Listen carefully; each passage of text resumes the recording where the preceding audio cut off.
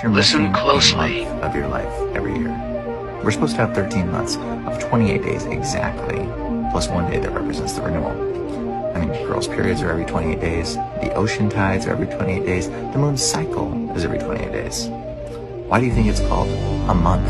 Because the original name was derived from the moon cycle, which was called a moonth, every 28 days. And I'm sure you've heard of the idea that we live on the back of some cosmic turtle floating in outer space. Well, that's because turtles actually keep a calendar of this on their back. Most turtles have 13 sections in the middle with 28 days around the rim. The Native Americans figured it out and used the turtle as a calendar. The Bible even says in Job 12, 7 through 10, that all creation knows that God made them. But why has the world distorted God's perfect calendar? And where did the 13th month go? Well, what does sept mean? September? Sept is 7. October, oct is 8. November, novum, nov is 9. December, December means 10, but I thought December was the 12th month. Well, let's think about the first month.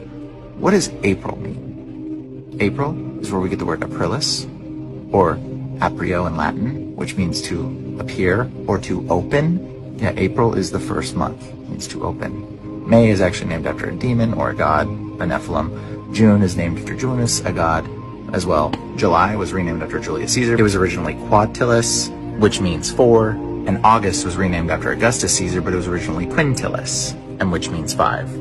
And Julius Caesar was originally the one who renamed the start of the whole calendar to confuse you. And the missing month, the thing y'all are missing, Sextilis. I know, it's weird, but it means 6. September is now 7, October is now 8, November is 9, December is 10. January is named after a god Janus. February is named after the god Februus, and March is named after another god or demon, Mars, the god of war, who ends things. And what's that famous Shakespeare quote? Beware the Ides of March? Oh yeah, here's Shakespeare manipulating our language again. The Ides of March was originally related to a timeline, meaning celebration for the new year. So why'd they change it all? So our yearly calendar was supposed to start in April and end in March. And we were supposed to have 13 months of 28 days, which is 13 times 28 is 364, plus the one day, which represents renewal to make it 365.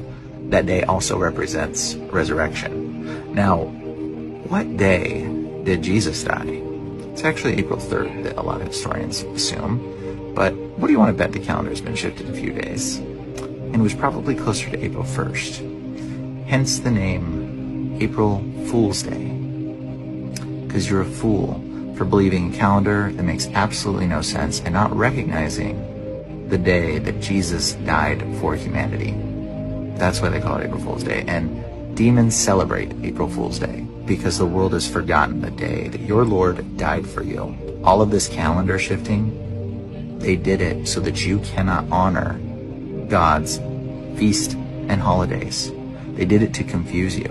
I mean, God specifically says, keep my days. He says, keep the Sabbath. That's part of his commandment. God wants you to honor his holidays. And so that's why the calendar's been shifted. So you can't honor God's holidays, and you don't even know what days they are. And Romans 1:20 basically says, God made creation so that you are without excuse if you deny him. So don't be a fool.